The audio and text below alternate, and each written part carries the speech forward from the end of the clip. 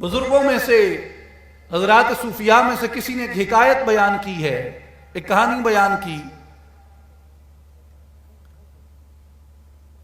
کہ ایک تاجر تھا، اس نے ایک درویش کو کہا کہ بھائی میں اپنی نماز روزہ کرتا ہوں، صاف تجارت کرتا ہوں، صدقہ خیرات کرتا ہوں، تو میرے لیے تو یہی کافی ہے۔ یہ تم جو ہر وقت اندر کی باتیں کرتے ہو کہ دل کی بات، من کی بات، روح کی بات، باطن کی بات، وجود کے اندر کی بات، عالم ارواح کی بات، الست کا وعدہ، کون کا فرمان، امانت کی باتیں، یہ تم کس دنیا کی باتیں کرتے ہو؟ مجھے نہیں ضرورت ان کی، میرے لیے یہی کافی ہے جو میں اپنے ظاہری ارکان پورے کرتا ہوں، اور مجھے کسی اندر کی، کسی باطن کی ضرورت نہیں ہے۔ اس درویش نے کہا کہ وقت آنے پہ تمہیں اس کا جواب مل جائے گا، وقت آنے پہ تمہیں اس کا جواب مل جائے گا۔ تو اس نے کہا بھائی جواب نہیں ہوگا تو اس نے نہیں دیا، اگر ہوتا تو دے دیا ہوتا، کیونکہ ہمیں جواب لینے کی جلدی بہت ہوتی ہے۔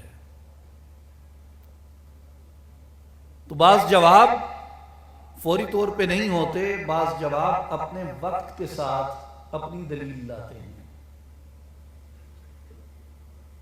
وہ فوری دے بھی دیے جائیں تو سمجھ نہیں آتی۔ وہ تاجر ہنس پڑا کہ بھئی جاہل درویش ہے، جواب ہوتا تو دے دیا ہوتا اس نے۔ کچھ عرصہ گزرا، اس تاجر نے اپنا مال تجارت تیار کیا، اور پرانے وقت تھے، لوگ کاروان لے کے نکلتے تھے تو 2 سال، 2.5 سال، 3 سال لگ جاتے تھے ان کو کاروان میں کہ بھئی ایک ملک سے دوسرے ملک اور تیسرے ملک اور چوتھے ملک تجارت کی اور گھوم پھر کے واپس آئے۔ تو اس نے اپنا کاروان تجارت تیار کیا، اس کا اندازہ تھا کہ مجھے 2.5-3 برس لگ جائیں گے آتے ہوئے۔ تو اس نے ایک معمار کو کہا، انجینئر کو کہا کہ یہ میری دولت رکھ لو اور اس نقشے پہ ایک عالی شان مکان میرے لیے تعمیر کر دو، جب میں اپنا قافلہ لے کے واپس آؤں گا تب تک میرا مکان تیار ہو۔ اس نے ڈھیر سا سونا اسے دے دیا اور روانہ ہو گیا۔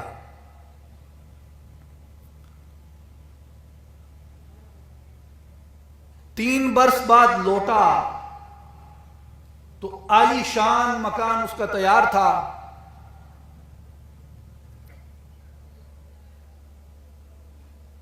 اس نے دور سے مکان دیکھا، بڑا خوش ہوا، کہتا ہے بھائی بڑا خوبصورت مکان بنا ہے۔ اندر داخل ہوا، مکان واقعی بہت عالی شان تھا،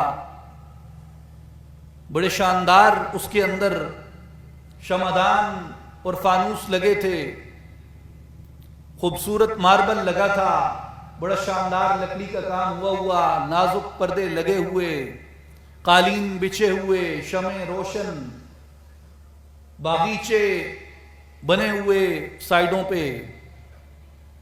لیکن تاجر اس معمار اور انجینئر سے غصے ہو گیا اور اس نے کہا کہ یہ کیا مکان تم نے بنا دیا؟ اتنی شاندار چھتیں، شاندار دیواریں، شاندار فانوس اور شمعدان، عالی شان قالین، اتنے اچھے باغیچے، لیکن اس مکان میں تم نے کوئی کھڑکی نہیں رکھی اور کوئی روشن دان نہیں رکھا۔ نہ اس مکان میں باہر سے آسمان سے روشنی آ سکتی ہے اور نہ ہی باغ سے تازہ ہوا آ سکتی ہے۔ جب اس نے ڈانٹ ڈپٹ کی انجینئر کی تو پیچھے سے درویش نے پکار کے کہا کہ تاجر بھیا یہ تمہارے سوال کا جواب ہے، اس غریب سے مت لڑو، تم نے خود کہا تھا کہ میں نماز روزہ کرتا ہوں، ارکان پورے کرتا ہوں، علم شلم پڑھتا ہوں، واعظوں کو سنتا رہتا ہوں، تو میرے لیے تو یہی باہر کی عمارت کافی ہے، یہ اندر کی باتیں کیا ہوتی ہیں؟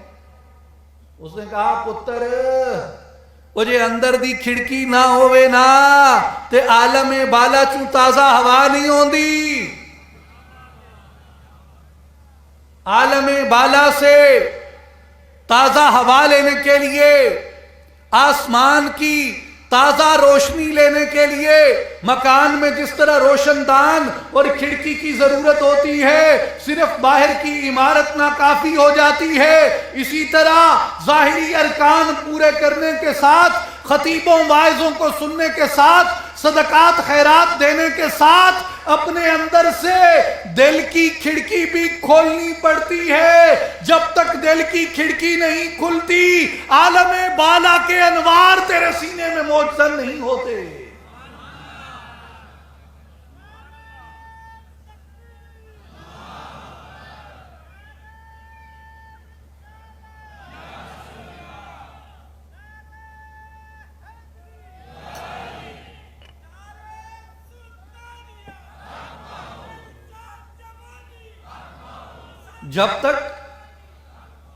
جب تک اندر کی کھڑکی نہ کھلے، میں قربان اس مرشد تھی باہو جس دل دی تاکی لائی ہوں۔ تو دل کی کھڑکی کا کھلنا ضروری ہوتا ہے۔ صرف اگر ظاہر پہ انسان اکتفا کر لے، اچھی بات ہے، گنہگار ہونے سے تو بہتر ہے، غافل ہونے سے تو بہتر ہے، لیکن مکمل انسان نہیں ہوتا جب تک کہ وہ اپنے اندر کی خبرگیری نہیں کرتا، اپنے اندر سے واسطہ و تعلق پیدا نہیں کرتا، اپنے اندر کے ربط کو، اپنے اندر کے دنیا کو آباد نہیں کرتا۔ اولیاء اللہ کی تعلیمات کیا تھیں؟